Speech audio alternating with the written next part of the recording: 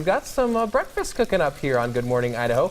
Some Easter breakfast with Thrifty Thursday and Jessica Hacker. Thanks for joining us this morning. A little holiday theme once again. That's right. You've been telling us at your family, you do the boiled egg thing, right? We do. Yep, we do the boiled eggs. I don't hide them outside. I hide them in the house. Okay, the Easter bunny. This is the debate going on this morning. I guess maybe I never knew I would stand alone on this, that hid the boiled eggs outside. Anyway, you have all the dyed eggs, and of course they're left over after that. Yeah, and you have so many of them. I know. I mean, my dozens. kids. Yeah, you do dozens of them. So of course you're going to do the hard-boiled eggs and maybe some sandwiches. But this one's really fun. This has been a tradition. Actually, my husband taught me, and we've done it. If I don't make this, my kids would just have a fit. Okay. But it's called creamed eggs, and it's a breakfast dish. And based on the ingredients I've seen, it's kind of a variation of some sort of, there's lots of breakfast casseroles out there. It's kind of a variation on some of them. Different way to do it. Because we've got sausage cooking up right now. I like to add sausage to mine. I love that extra little flavor. What you want to do is go ahead. I've got a pound of sausage that I've cooked up. You don't want to drain the grease out of it. Okay. Now, this is the trick to make the most amazing creamy gravy. It's not lumpy with your flour. Is to leave the grease. Leave the grease. Interesting. And this is where you add it. You don't add your milk first. You add your flour now. And the flour is going to absorb all the grease. Okay. And so it pretty much just turns in, So you're just making all the gravy with all the sausage, not trying to separate the meat and then the sausage later or anything. Nope. And by doing this, see how it sucks up all of the grease? Yeah, and the sausage looks dry, so to speak, now. And I have about half a cup of flour in here. You might need less or more depending on how greasy it is. Okay. But do this. And now this is where you want to go ahead and add the milk. Go ahead and add the milk then. Yep. And by doing this, it doesn't get lumpy because the flour has already been absorbed by something. Nice. And nobody likes lumpy gravy, let's be real. Now I can tell this is at least 2%, right? Yep, it is. I'm assuming the higher fat content, the better cream you're going to get in there. Yep, it is. It's 2%. And so this way, and then you go ahead and add the eggs. There is a dozen hard-boiled eggs. Which is nice because you're using 12 of them. Yes. You don't have to worry about having, 97 more sandwiches. Oh, I'm splashing some milk everywhere. Why don't you scoop them in there softly? And these are already chopped ahead of time, by the way, as you can see, everybody. Yep, just go ahead and put those in there. And of course, they're colored, they'll be just fine. Yeah. And then I like to add pepper and salt, to taste. Okay. Of course, you can add more or less. And this is something, I compared it to one of those casseroles. It's not a casserole, it is going to stay in the gravy format, right? Yep, it is. And you just want to put it up on medium-high heat and get it to boil. And by doing this, then the flour and the milk, it'll thicken it right up for you. And of course, the yolks from the eggs will help thicken it as well. But let it sit like this for probably about 15 minutes or so. Once it gets to a rapid boil, and then just let it sit. Make sure you don't let that milk burn on the bottom either. Just stir it occasionally. And then when you're done with it, you like to serve it up on top of something too? Yeah, put it on some toast or biscuits or hash browns is our favorite. My gosh, that sounds good. And I've never had one of these with the boiled eggs. It's usually the scrambled eggs. Yep. So the boiled eggs sounds really delicious. Yep, this is always Easter morning. It's perfect after you've hunted for your eggs. Yeah, so cream eggs using those leftover Easter eggs. What a way to do it. You can use 12 of them at once.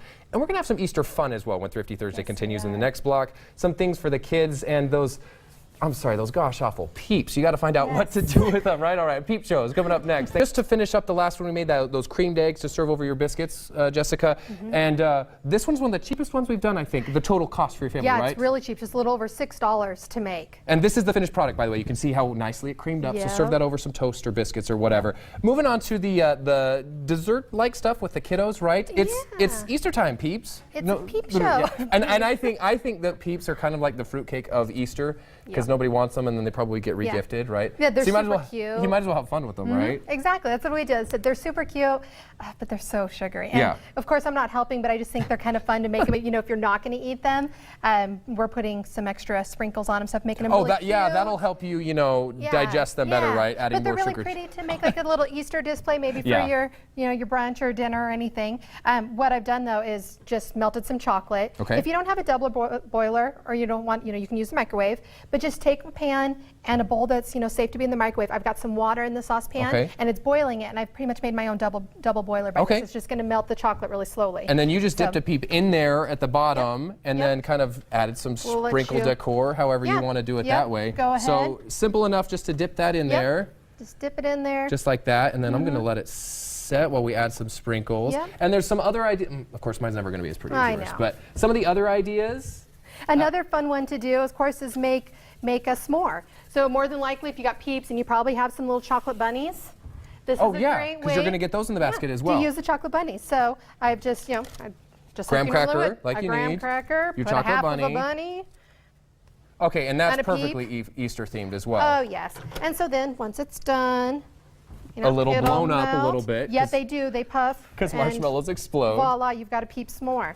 Or, of course, marshmallows, a common place for them also is some hot chocolate, right? That's right. So, really, I mean, it's stuff that's just simple uses of them. And you're not doing anything fancy, but hey, you could have a Peep in your hot chocolate. Hot chocolate, yep. That you're doing as well. Go ahead and see if this float guy your starts smelling. Yeah, marshmallow. duckies And swimming voila, there in the chocolate. Some great ideas Perfect, for the yes. stuff that you have. And so, like we said, we've got the recipe for the creamed eggs, all those leftover eggs. This will use up a dozen of your leftover eggs. And even more if you're making a bigger batch. Wow. So. We'll have that on our website, idahoonyourside.com. Head to livingonacoupon.com too, and you can see all of Jessica's ideas along with those recipes.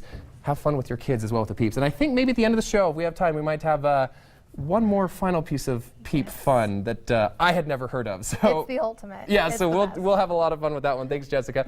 I was really excited about this because there's a Peep Fight going on here. It's a great idea. Yeah, we're finishing up Thrifty Thursday. Do you see those Peeps with toothpicks stuck in them? Jessica Hacker just started up the microwave. And Round of course, and round they go. what do marshmallows do when you microwave them?